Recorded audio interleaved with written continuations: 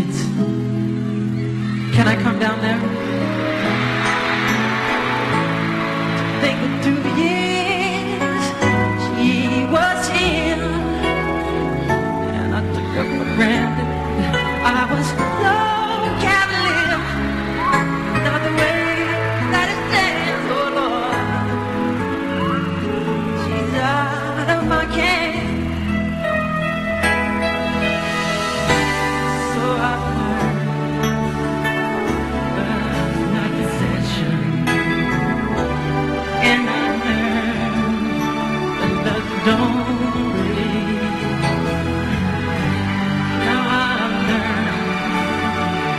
Love these expressions, but I've learned to let she's out of my life. She's out of my life. Indecision and cursed pride.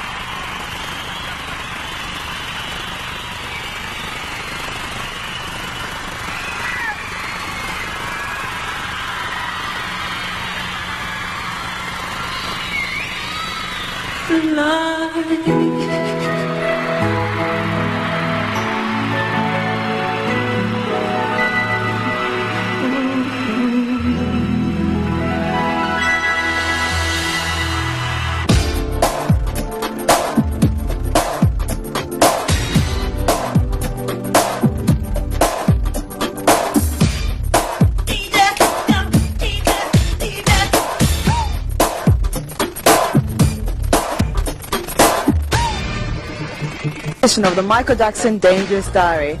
The venue is Wembley Stadium in London and the weather is miserable. But what's a few drops of rain when you're a Michael Jackson fan? Just check the crowds, man. Michael Jackson's Dangerous Diary, sponsored by Pepsi.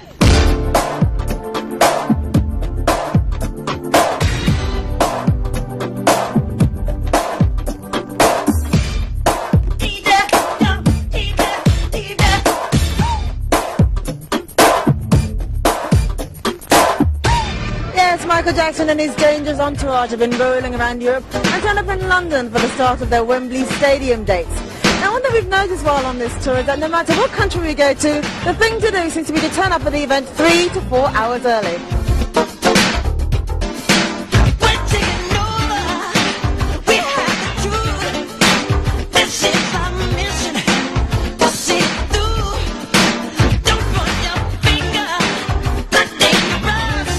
And this is the Wembley Stadium control room, the hot burning centre of activity. These screens over here show just about every single aspect of Wembley Stadium, from backstage to actually out in the stadium area. And Mike, the operations director, is going to tell me how it all works, aren't you? It normally is a hot burning place, but the air conditioning's working okay today. Okay, well let's start with this. How does it work? What is it? This is our sound system control panel, and it's touch screen, and as far as we're aware it's the only one in the world of its type, certainly in the sports stadium. And just by touching the screen, I can talk to any area I particularly want to within the stadium at the touch of a button. It's extremely flexible. It can make at least 5 different announcements at once. And if they had had a system like this at Hillsborough, we could have talked to one end of the ground, asking them to stay put, and the police could have actually spoken quite separately to the other end of the ground, asking them to evacuate the stadium as quickly as possible. It's also in use tonight where you can see the orange area for the band. They plug into our sound system, and instead of blasting sound from the front and it getting distorted by the time it gets to the back, and it disturbing our residents and also being too loud inside the stadium, they plug in, and we give good quality sound right round the back of the stadium. Okay, now let's move on to that camera there. What's that all about? This really is just a large monitor which shows any picture I want from the 30 cameras that we've got in the stadium. 30. 30 cameras, yes. And the cameras cover outside the stadium, so we can see and monitor all the queues and the people arriving. They also cover the inside, the stadium concourse, so we can see them coming through the turnstiles, and also make sure that they're being searched and checked and tickets checked properly. Yeah. And then we can follow them inside to the stadium bowl itself, and we can zoom in, pan, tilt and move the cameras around and actually get a face on the screen. So, in other words, you can follow one person from the main road straight through to wherever it is they're standing. We can. Unfortunately, it sounds a little bit like Big Brother. I wasn't going to say that, but... On a football match, it's probably more important than a pop show.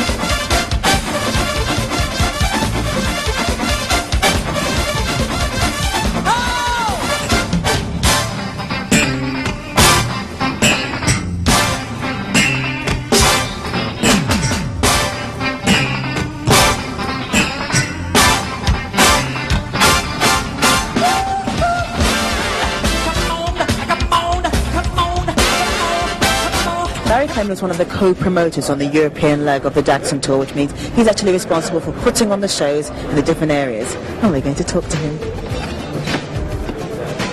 Well, the promoter's job is doing the do in the first place, putting the tickets on sale, hopefully selling out, running the whole show with the help of all the team, counting the money afterwards, and going home. That's it. And also one should bear in mind the fact that Barry's been doing this forever, because he covered the Beatles tour too, didn't you? For a long time ago. Tell me all about it. How do you think how's it changed? You know, from the Beatles right down to Jackson, how's the music industry changed? From a technical point of view, it's a high-tech business. Then it was very simple. The Beatles worked with a drum kit, an amplifier, 3 guitars, and that was it. One little Dormobile, and off they went. Now it's 28 trucks we got on this film.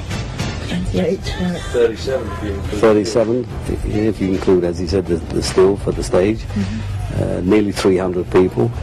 That was a good audience in the old days. Now we've got it backstage. And I'm the guy who gives away the backstage passes.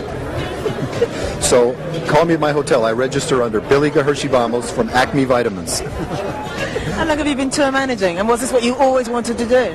No, actually, this is my first tour in quite a while. I've been in the film business until recently, but Michael asked me to do this. I couldn't pass it up. He asked you? Yes. So what is it about you that makes Michael doesn't say, I want this guy and this guy only? Tell me, come on, give us your CV, tell them all what it is. I don't know. I guess he likes posers. I guess he likes to sue, huh? Maybe.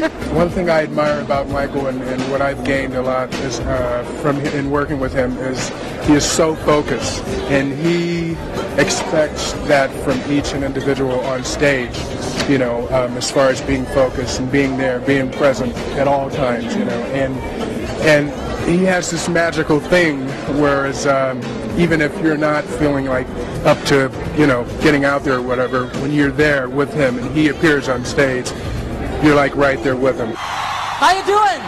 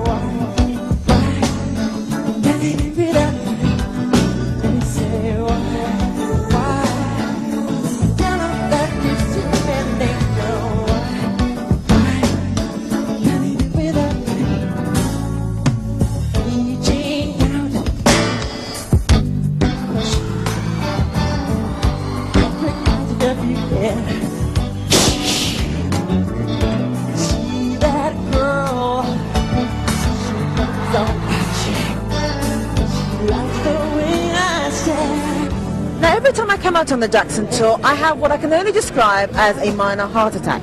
Now the reason I have the heart attack is because throughout the show it's punctuated by these explosions. I think it's the only way to describe them, and they're the responsibility of these two. Why are you trying to kill me? What is the fun in all this? Well, I'm not trying to kill you. I just like to make the show a little more exciting. Michael likes pyro, he likes the loud booms, and we try and make them as loud as we can. People seem to enjoy it too. We usually get a good cheer after it happens.